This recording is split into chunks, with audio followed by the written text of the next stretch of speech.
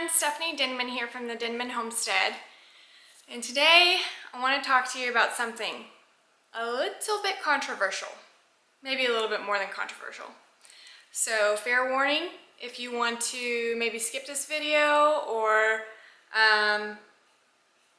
if you don't have anything nice to say, don't say anything at all type. But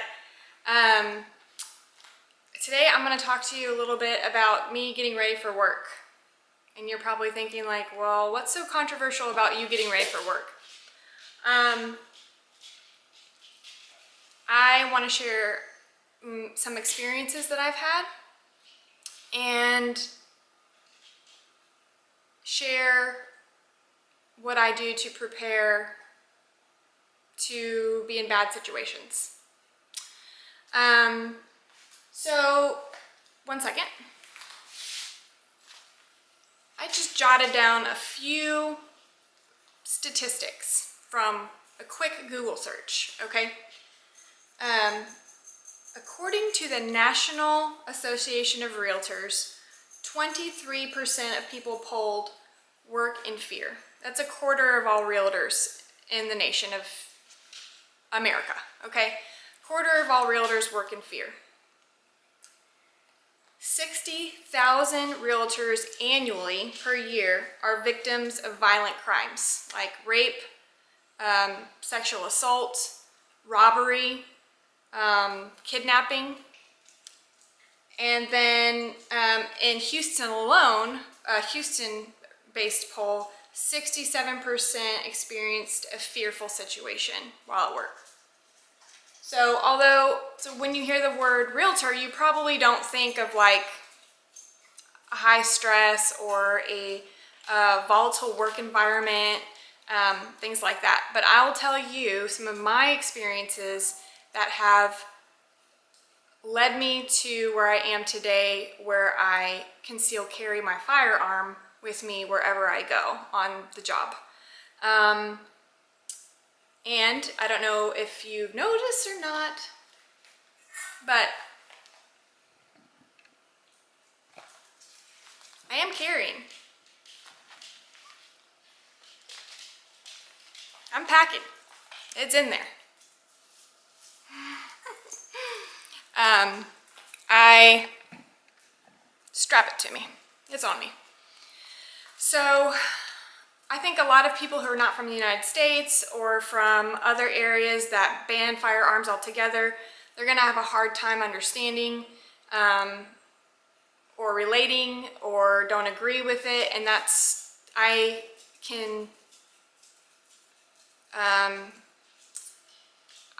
can understand that because it's not an environment they grow up in or understand or live in.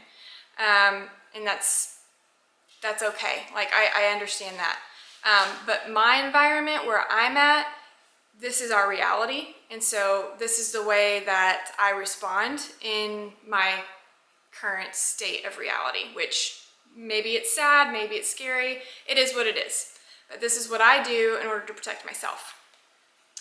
So in the past, I've had instances where I've walked into homes that were supposed to be vacant. There was a group of people in there cooking meth drugs inside the home. And when I opened the door, they all scattered in all sorts of directions. I didn't know if they were high or if they were coming towards me. I just know that I saw a bunch of people running in all directions with drugs cooking inside this house. So I had to call the police, and the police showed up and cleared the area, confirmed that they were cooking drugs, that someone had broken in the house that was vacant, and it was a pretty scary situation. I did not have my concealed license at this time. I wasn't carrying a firearm at that time. But it was scary for me. It was in the evening time, the sun was starting to set, the sun was still outside. I don't show houses when it's dark, late at night. So I make sure that I show houses during certain periods of the day, so there's plenty of daylight. But there are times where you walk into a home and there's no electricity on. So even though it might be light outside, it could be dark inside. There's so many different scenarios with that. You just really don't know what you're walking into. I've walked into squatters before, you know, people who have just who broke in and started to live there unlawfully, and you don't know their state of mind or their state of being. And I will share an experience that I believe may have saved my life because of my gun. I didn't have to use my gun, but I was walking to a property to put a lockbox on the front door. And I got out of my vehicle, but because I was only there to put on the lock on the door, I wasn't doing anything else. I just happened to have my gun sticking in my pocket. I didn't have it concealed. I didn't have it, it was just there. It was out. It was an open carry situation, which is also legal in Texas, but I don't open carry typically. I just had it because I was in a rural area, dirt roads. I wasn't too familiar with what was going on, so I just wanted to make sure that, you know, it was out of habit really, but I just stuck it in my pocket. And I got out of my vehicle and I started walking down the road to get to this house because it was further back on the road, and a truck came in flying and basically pinned me between the truck and the ditch, which was a very kind of steep area. And he popped open his door, but as soon as I turned around to face him, my hip kind of was exposed to him, and there was my gun. And he immediately made eye contact with my weapon, jumped back into his car. After he had propped open his door, he had kind of gotten down, jumped back and peeled out like burnt rubber. And I kind of stood there not knowing what just happened, but it kind of occurred to me that what just transpired felt a lot like I was about to be assaulted. And him looking down at my hip, seeing my gun, scared him off. There was no other explanation. There was no communication. There was just him pulling up, almost running me off the road on my legs. I wasn't even in my car, and popping open his door, looking at me and speeding away after he saw my gun. So I didn't have to use my weapon, but I do feel like that in that instance may have played a part in what could have transpired after. I don't know. And there, I can just show you guys so many other instances of realtors being killed.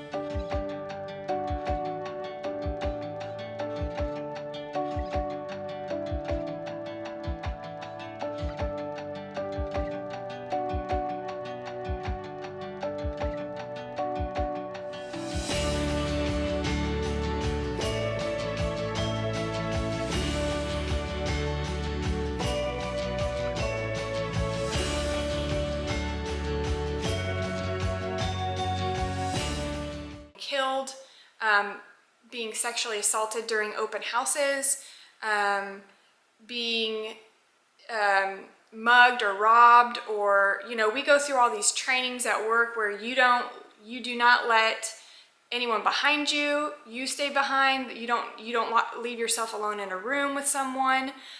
So many things have happened in the past and continue to happen, where, you know,